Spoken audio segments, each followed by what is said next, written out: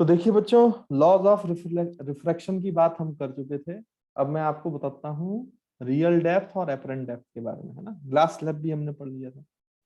तो आप अब हेडिंग डालोगे रियल डेप्थ और एपरेंट डेप्थ और देखते हैं इसका क्या मतलब होता है। तो ऊपर हेडिंग डालें आप real depth and apparent depth.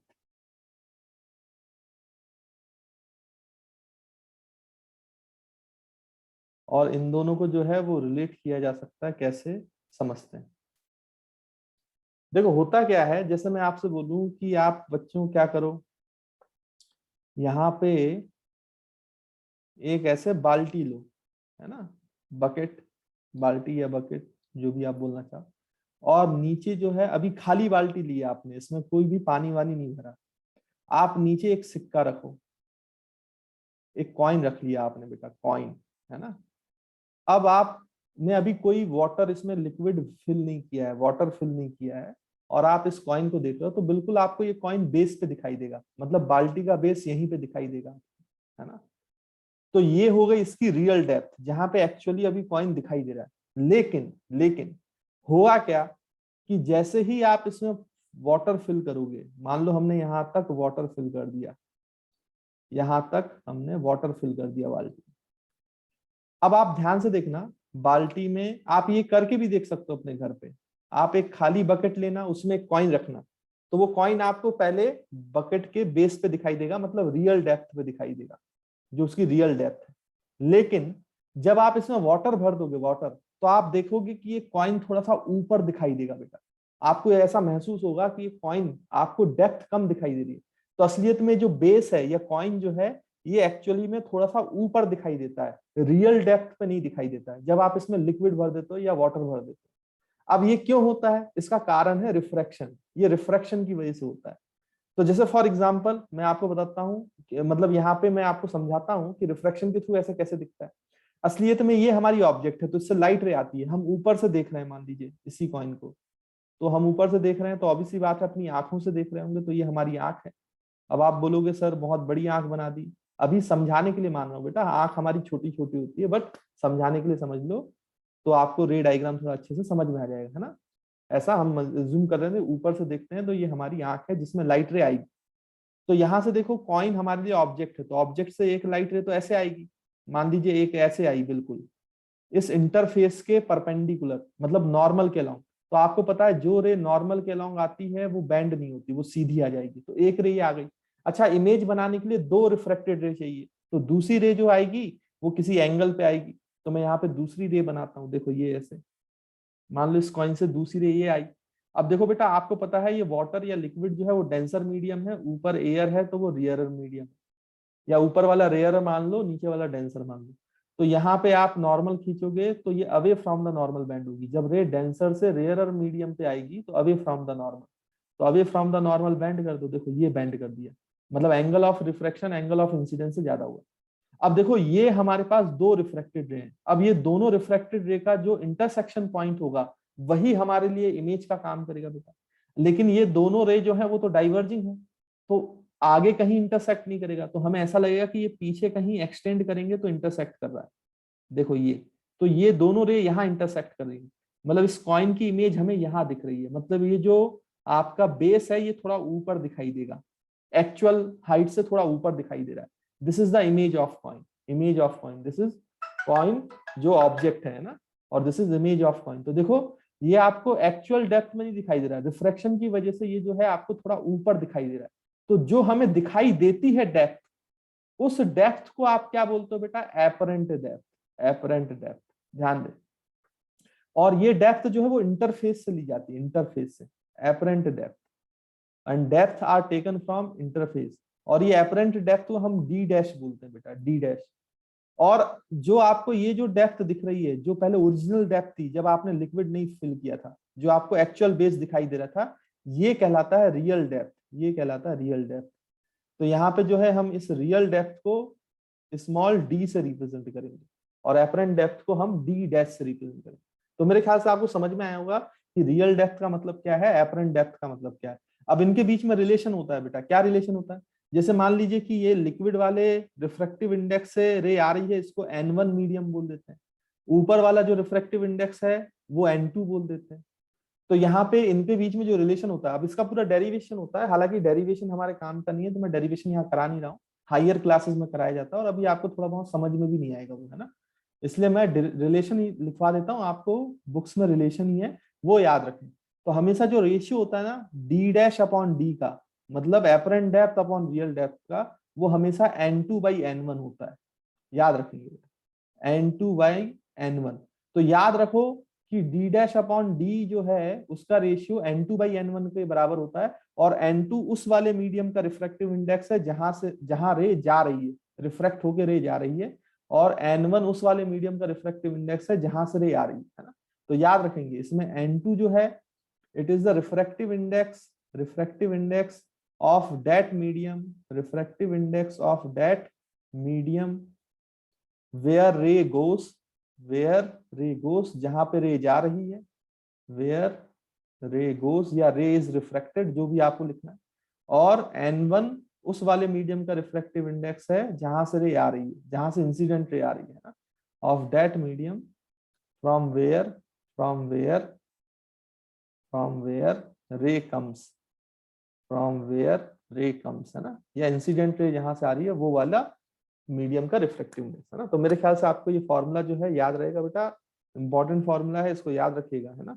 और याद इसमें एक पॉइंट और याद रखिएगा कि ये जो डी और डी डैश है ये हमेशा इंटरफेस से लिए जाते हैं, जहां से रिफ्रैक्शन हो रहा है ना उस वाली बाउंड्री से ये दोनों डेप्थ दी जाती है, रियल डेप्थ, या यानी बकेट का हाइट कुछ और होगा, लेकिन आपने अगर पानी कुछ कम भरा है या ऊपर तक भरा है तो जहां तक पानी भरा है वहां से कैलकुलेट किया जाएगा, है ना। ध्यान रखना इस बात का, इंटरफेस से लिया जाता है।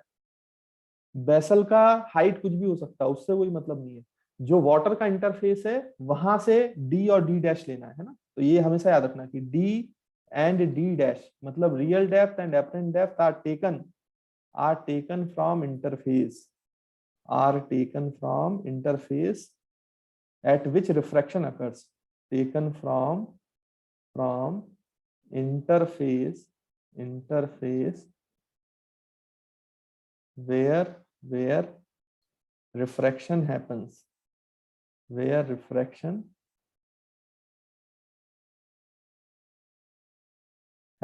है ना। तो इस बात का थोड़ा ध्यान रखिएगा।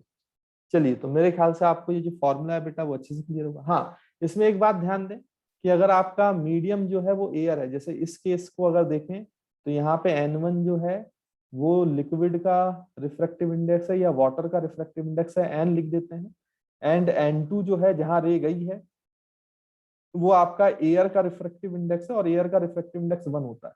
तो अगर रे जहां जा रही है वो एयर है तो आप इस फॉर्मूले को ऐसे भी लिख सकते हो, D dash upon D is equals to 1/n, refractive index of air क्योंकि रे एयर में जा रही है, upon refractive index of liquid क्योंकि लिक्विड से आ रही है। देखो, इस तरीके से भी आप लिख सकते हो आसानी से, कोई दिक्कत की बात नहीं है अगर एक मीडियम एयर। नहीं तो आप हमेशा याद रखें जहां रे जाती है वो ऊपर आता है रिफ्रैक्टिव इंडेक्स, जहां से रे आती है वो वाला मीडियम का रिफ्रैक्टिव इंडेक्स नीचे आता है। तो this is the ratio of real depth and apparent depth, है ना। तो मेरे ख्याल से इसमें कोई दिक्कत नहीं होगी, ये चीज आपको अच्छे से क्लियर होगी, नोट कर लीजिए। इसलिए देखो बेटा, एक आपने बहुत कॉमन फिनोमेना देखा होगा कि अगर आप किसी ग्लास ऑफ वाटर में अगर आप अपनी क्या डाल देते हो, पेंसिल या पेन डाल देते हो, तो वो थोड़ा सा बैंड बैंड होकर नजर आता है ना। उसका कारण भी यही है, रिफ्रैक्शन ही है ना। ऐसा आपने देखा होगा, जैसे यहाँ पे मैं एग्जांपल देता हूँ, तो ये एपरेंट डेप्थ और रियल डेप्थ से ही समझा जा सकता है, कोई बड़ी बात नहीं। जैसे यहाँ पे एक ग्लास ऑफ वाटर है ना, और आप इसमें क्या डाल दो बेटा, इस तरीके से पेंसिल या पेन, जो भी आप बोलो, इस तरीके से रख दो। अब आप इसमें वाटर भर दो तो वाटर भरने के बाद जो है ये जो आपको पेंसिल है ये कुछ ऐसे दिखाई देगी, मतलब ये जो ऑब्जेक्ट है ये एपरेंट डेप्थ पे दिखाई देगा थोड़ा सा ऊपर, क्योंकि एक रे ऐसे सीधे आएगी बेटा और एक रे ऐसे जाके फिर ऐसे जाएगी, तो अगर आप पीछे एक्सटेंड करोगे तो यहाँ जाके उसकी इमेज बनेगी, तो ये इमेज बनेगी। तो यहाँ से जहां से इंटरफेस है वहां से ये ऐसे इमेज मुड़ी हुई नजर आएगी आपको, मतलब ये इस तरीके से आपको पेंसिल नजर आती है। देखो इस तरीके से जो मैंने शेडेड रीजन में बनाया, तो आपको ऐसे मुड़ी हुई नजर आती है जबकि आपकी पेंसिल सीधी होती है। आप कभी करके देखना, ग्लास ऑफ वाटर में पेन या पेंसिल डाल के देखना, तो वो थोड़ा सा मुड़ी हुई नजर आएगी। वो इसलिए क्योंकि जो इसका बेस है वो रियल डेप्थ से एपरेंट डेप्थ पे आ जाता है, ऊपर आ जाता है थोड़ा, ड्यू टू रिफ्रैक्शन। तो फिर ये स्टिक जो है आपको यहाँ पे ऐसे दिखती है और यहाँ पे ये ऐसे दिखती है, तो आपको ऐसा लगता है कि पेंसिल मुड़ गई है, मगर मुड़ती नहीं है, वो रिफ्रैक्शन की वजह से ऐसा नजर आ रहा है ना। तो ऐसे आपको एग्जाम्पल्स बुक में दिए होंगे, आप उनको पढ़ लीजिएगा। तो मेरे ख्याल से रियल डेप्थ और एपरेंट डेप्थ का कॉन्सेप्ट क्लियर है, इसको नोट कर लो। फिर नेक्स्ट पेज पे आते हैं, एक दो क्वेश्चन भी इस पे मैं आपको करा देता हूँ। तो देखो बच्चों, यहाँ पे मान लीजिए कि आपको एक क्वेश्चन पूछा जाए, है ना। तो इस क्वेश्चन का आपको आंसर करना है। लेट सपोज बोला कि एक बीकर है ऐसे, है ना, और क्या किया गया कि बीकर में एक नीचे कॉइन रखा गया, है ना, ये कॉइन है, और फिर इस पे बीकर में पानी फिल कर दिया गया, वाटर फिल कर दिया गया ऐसे, ये वाटर फिल कर दिया गया। ये बोला गया इंटरफेस से जो रियल डेप्थ है, मतलब बेस का जो डेप्थ है बीकर का जहां कॉइन रखा है, वो आपको कैलकुलेट करके उन्होंने बताया हुआ। तो ये बोला गया है कि ये 24 मीटर है, ठीक। तो मेरे ख्याल से इसमें कोई दिक्कत नहीं है। और इसमें जो वाटर भरा है उसका रिफ्लेक्टिव इंडेक्स ऑफ वाटर वो आपको दिया गया है 4/3, और नहीं भी दिया जाए तो आपको याद होना चाहिए वाटर का रिफ्लेक्टिव इंडेक्स 4/3 होता है और ग्लास का 3/2। कई बार क्वेश्चन में आपको ग्लास या वाटर जब यूज करते हैं तो उसका रिफ्लेक्टिव इंडेक्स गिवन नहीं होता, तो आपको याद होना चाहिए वैल्यू, है ना। तो इसको ध्यान में रखिएगा। फिर आपसे बोला गया है कि ये जो है इसकी एपरेंट डेप्थ क्या होगा, find the apparent depth, find the apparent depth where coin is seen, है ना, जहां पे कॉइन दिखाई देगा वो वाली एपरेंट डेप्थ क्या होगी, उसका वैल्यू निकालना, find the apparent depth of coin. चलिए, तो ये क्वेश्चन पूछा गया, इसको सॉल्व करते हैं। देखो, बड़ी आसानी से आप सॉल्व कर सकते हो अगर आपने एपरेंट डेप्थ और उसका जो है रियल डेप्थ वाला फॉर्मूला अगर आपको याद है ना। तो कैसे देखेंगे, तो ये हमारे लिए इंटरफेस हो गया। जो डी और डी डैश है बेटा वो इंटरफेस से देखा जाता है।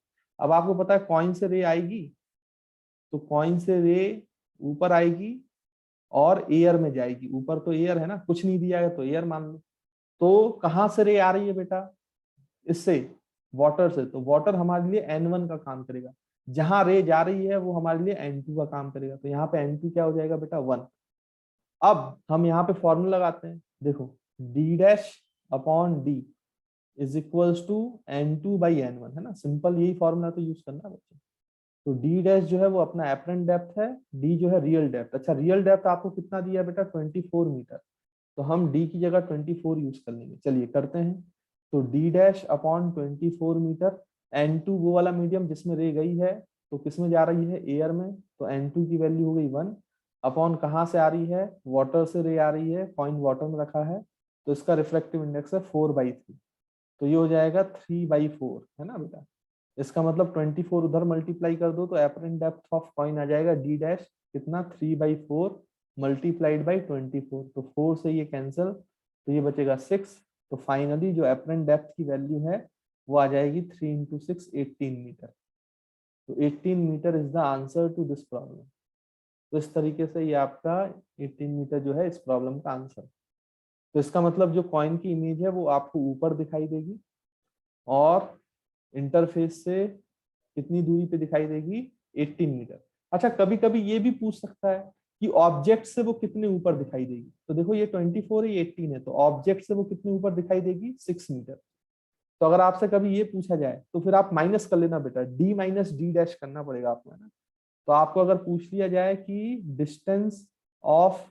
Distance between image image and object, अगर आपको इमेज और ऑब्जेक्ट के बीच का डिस्टेंस पूछा जाए तो ये 24 - 18 होगा, which is equal to 6 metre, है ना। तो कोई भी क्वेश्चन आपसे पूछा जाए बड़ी आसानी से आप जो है आप बता सकते हो। या फिर आपसे बोला जाए कि बॉटम सरफेस से कितने ऊपर इमेज है, तो भी 6 मीटर आंसर है ना।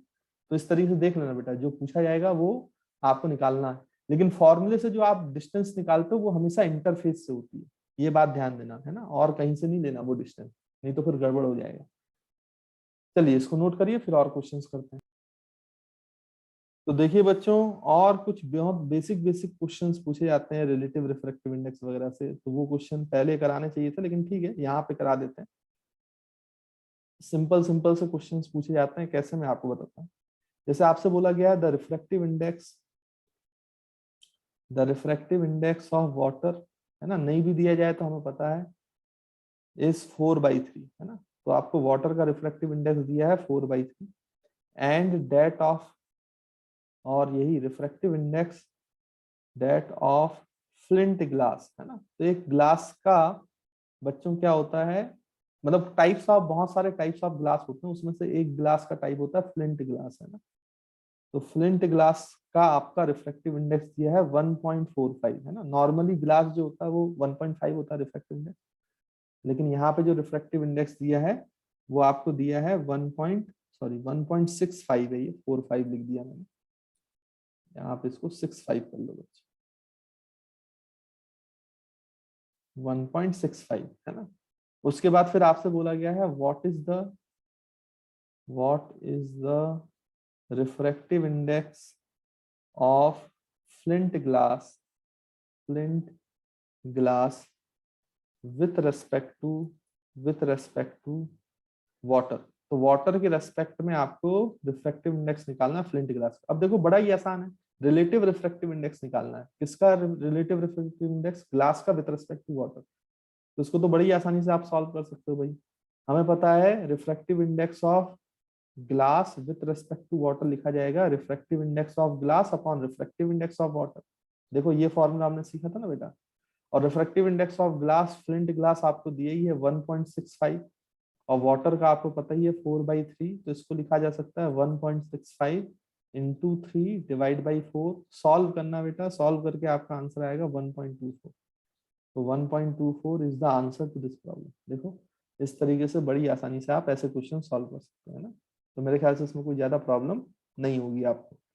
इसके बाद और इसमें कैसे क्वेश्चंस पूछे जा सकते हैं, आपसे बोला जा सकता है the refractive index of diamond, the refractive index of diamond is 2.42।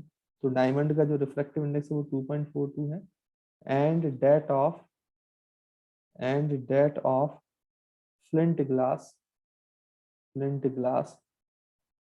Is 1.65, और फ्लिंट ग्लास का रिफ्रैक्टिव इंडेक्स 1.65 है। Full stop. आपसे बोला गया find the speed of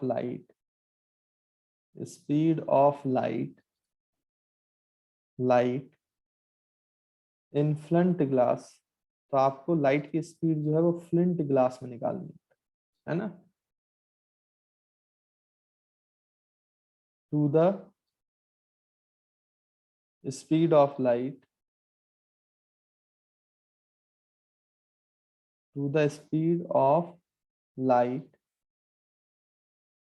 in diamond. अच्छा यहाँ पे बच्चों रेशियो निकालना है, तो आप ऐसा लिखो find the ratio of speed of light in flint glass to the speed of light in diamond. तो अब इसको कैसे सॉल्व करेंगे, देखिए अगर दोनों का रिफ्रैक्टिव इंडेक्स दिया है तो आप सॉल्व कर सकते हो, कोई दिक्कत की बात नहीं। देखो आपको निकालना क्या है, आपको निकालना है speed of light in glass upon speed of light in diamond, इन दोनों का रेशियो, है ना। ये रेशियो आपको कैलकुलेट करना है। कैसे कैलकुलेट करेंगे, तो आपको रिलेटिव रिफ्रैक्टिव इंडेक्स पता है बेटा। रिलेटिव रिफ्रैक्टिव इंडेक्स का फॉर्मूला क्या होता है, n12 आप लिखते हो ना, n1 अपॉन n2, या फिर वेलोसिटी ऑफ लाइट के टर्म्स में उल्टा हो जाता है, v2 अपॉन v1 होता है, याद करो ये मैंने पढ़ाया था। या फिर लैम्डा के टर्म्स में λ2 अपॉन λ1। तो यहाँ पे तो हमें किसका रेशियो निकालना है, वेलोसिटी, तो हम वेलोसिटी वाला रेशियो यूज करेंगे ना बेटा। मतलब ये वाला आप इक्वेशन यूज कर लो। अब n1 upon n2, v2 upon v1, है ना। तो यहाँ पे v2 की जगह क्या आएगा, vg। तो हम vg ऊपर लिखेंगे अपॉन vd, ये निकालना है। तो ये लिख लिया हमने, velocity of light in glass upon velocity of light in diamond is equals to कितना लिखेंगे बेटा, जब ऊपर 2 आ रहा है तो रिफ्रैक्टिव इंडेक्स में नीचे 2 आ रहा है, तो ऊपर यहाँ ग्लास है तो नीचे रिफ्रैक्टिव इंडेक्स ऑफ ग्लास आएगा, और नीचे v1 है तो उसका रिफ्रैक्टिव इंडेक्स ऊपर है, तो vd नीचे है तो रिफ्रैक्टिव इंडेक्स ऑफ डायमंड ऊपर है। अब आपको दोनों वैल्यूज तो दिए ही हुए ना बेटा। रिफ्रैक्टिव इंडेक्स ऑफ डायमंड कितना दिया है बेटा आपको, देखो लिख लो, यहाँ पर जो है रिफ्रैक्टिव इंडेक्स ऑफ डायमंड है 2.42 और divide by refractive index of flint glass है आपका 1.65।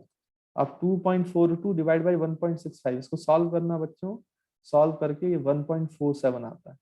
यानी कि जो हमारा रेशियो है that is velocity of light in glass upon velocity of light in diamond, उसका आंसर है 1.47। This is the answer to this problem. तो आई होप आप समझ पाए होंगे कि इस तरह के क्वेश्चंस कैसे सॉल्व किए जाते हैं।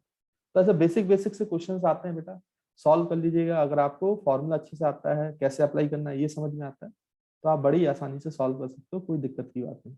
नोट कर लीजिए।